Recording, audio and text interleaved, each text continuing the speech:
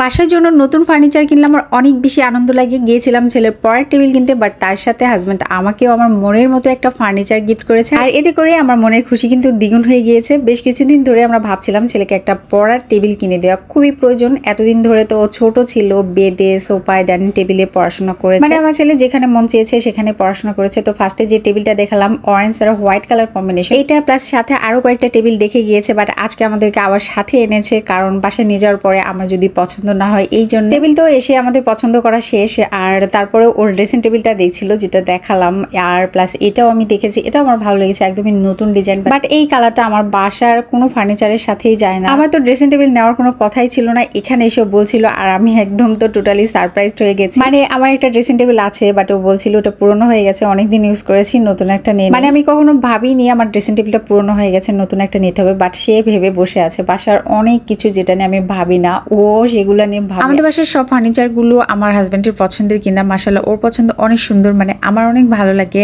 আর কিছু কিছু ক্ষেত্রে আছে আমি ওর সাথে যাই। শোপিস রাখার ওয়াল শোকেসটা আমার অনেক ভালো লেগেছে, বাট আমাদের বাসায় না একটু জায়গা নেই, থাকলে আমি এটা নিয়ে নিতাম। এটা না আমার খুবই পছন্দ হয়েছিল। যাই হোক, যখন আমার বড় বাসা হবে তখন নিয়ে ফেলবো ইনশাল্লাহ। দেন আমরা একটু চা খেলাম আর ডিসাইড করে ফেলেছি আমরা দুইটা ফার্নিচার। আর আমরা সেদিন ফুল পেমেন্টে হাফ বিল পে করেছি, কজ হচ্ছে সেদিনই ফার্নিচার গুলো পাইনি, সেম ডিজাইনে আমাদেরকে বানিয়ে দেওয়া। কয়েকদিনের মধ্যে আমরা ফার্নিচার গুলো পেয়ে যাবো। আর এখানে ঘর সাজানোর যে ফেক ফ্লাওয়ার গুলো আছে তার মধ্যে এটা আমার অনেক বেশি পছন্দ হয়েছে। ফ্লাওয়ার গুলো আসলে সেল করার জন্য না, শো অফ করার জন্য আমার পছন্দ হয়েছে। হাজবেন্ডকে বললাম, ও সেলসম্যান ভাইয়ার সাথে কথা বলে নিয়ে দিয়েছে, ভাইটা আসলে অনেক ভালো ছিল, আর প্রাইসটাও বেশি রাখেনি। তো লাস্ট আমি যাওয়ার টাইমে আলমারিটা দেখছিলাম, আলমারিটা অনেক বেশি সুন্দর ছিল। তারপর ওনাদের শোরুম থেকে আমরা বের হয়ে এলাম, আমাদের তো ওখানকার কাজ শেষ। এখন বাবুর জন্য পড়ার টেবিলে একটা টিউলিপের চেয়ার দেবো এরকম ভাবছিলাম। টিউলিপের এই চেয়ারটা আমাদের পছন্দ হয়েছিল, যদি আমরা হোয়াইট আর অরেঞ্জ কম্বিনেশনের টেবিলটা নিতাম তাহলে এই চেয়ারটা নিয়ে ফেলতাম। হোয়াইট কালার জিনিস তাড়াতাড়ি নষ্ট হয়ে যায় যতই সুন্দর হোক, এই জন্য আমরা হোয়াইট কালার টেবিলটা নেই। সো এই চেয়ারটা পছন্দ হলেও এটা আমরা বাদ দিয়েছি। দেন আমরা একটা বুক শেলফ দেখছিলাম, এগুলো হচ্ছে নর্মাল বুক শেলফ, 2200 টাকা প্রাইস নিয়েছিল।